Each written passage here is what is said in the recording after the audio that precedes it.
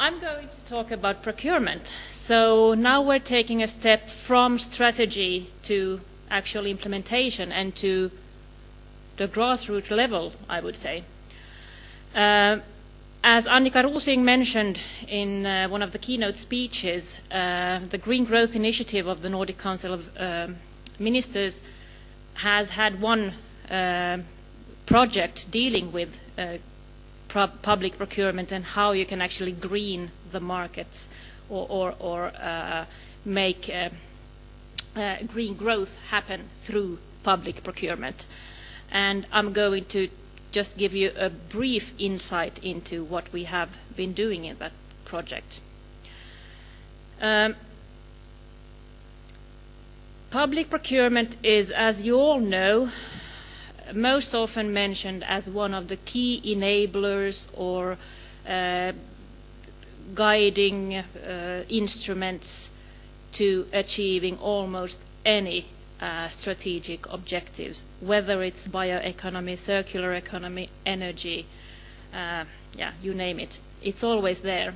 But I would say that very seldom you actually think about what it really means in practice for all of those people who conduct procurement every day. That's what we have been doing in this project. It's been going on for 1 year now and will end the project by the end of this year. So it's been quite a short term. We've been focusing on two different things. One is the legal framework. I'm sure that all of you know that the legal public procurement directives have been renewed, and there's a challenge in getting them implemented. I won't be talking about that today.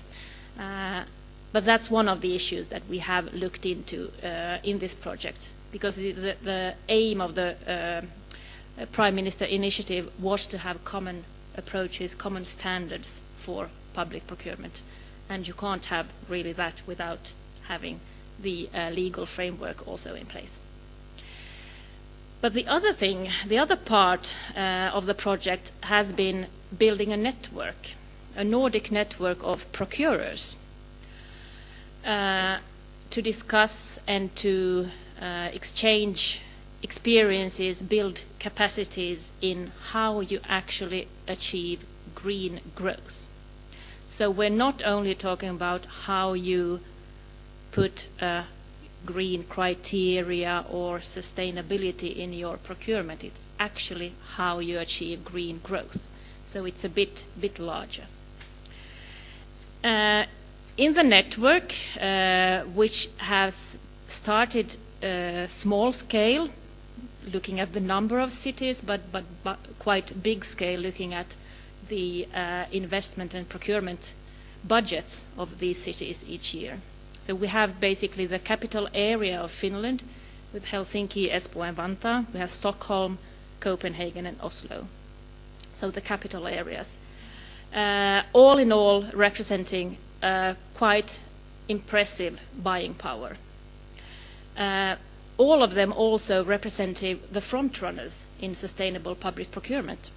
And I must say I was myself quite surprised by the fact that they haven't done any kind of capacity building or networking before. So this was really something that was needed. The idea here, of course, is to create markets. That's what green growth is all about, to push the markets. And when you talk about public procurement, it's really a demand-led instrument. So the idea is not for the industry to lead the procurers. The idea is for the procurers to push and lead the market. And so, and I must say, although I'm working with a lot of different issues at the moment, my passion is in sustainable procurement, so I could go on talking about this for a long time. But you can't really talk about public procurement without identifying what it's actually about. We have a lot of good examples from each country and also from the cities represented in the network on huge investments, for instance, in both bio-based biorefineries or biogas, also in other areas. But that's not enough. That's not enough to make a change in the market, really. It's important, but it's not enough. So you really need to combine those kind of one-time investments, larger investments, with actually looking at what happens in strategic procurement in their everyday life in these cities.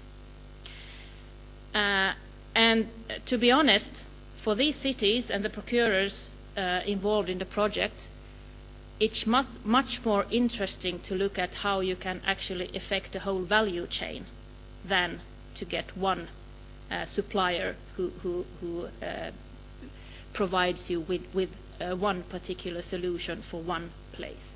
They really want to push markets also globally, which I think is quite admirable. And that's what we have been doing.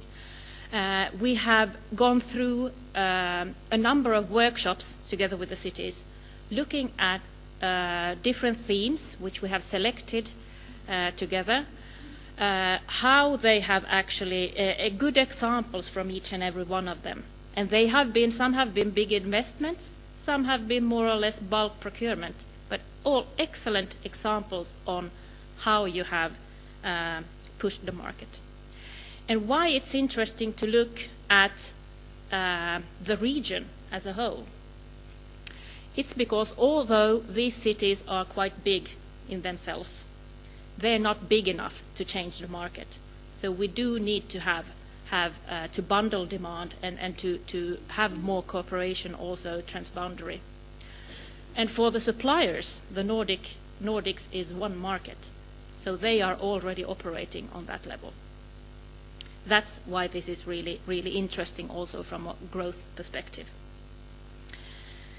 And the idea here, of course, and I think that was one of the ideas of the Prime Ministers on having a standardized approach in public procurement, is that when you do things in a common way, you actually lessen you reduce the burden, administrative burden for both procurers and the suppliers.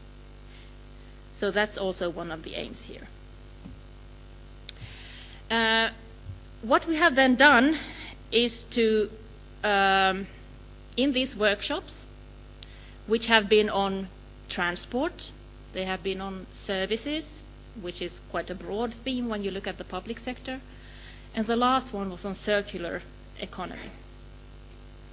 We have looked at where do these cities have common targets, common future objectives. All of them are going to be CO2 neutral in the decades to come. Some of them will, for instance, Oslo has an ambition to be no waste city. These are the important objectives that we need to get to steer the procurement practices as well. And what are the needs? What are the upcoming procurements that they foresee? And we have tried to matchmake this kind of matrix between the cities to see where actually we could have a more intense cooperation. We have discussed together with the cities, are there possibilities to have a joint market dialogue? Market dialogue is the most crucial thing in a procurement process.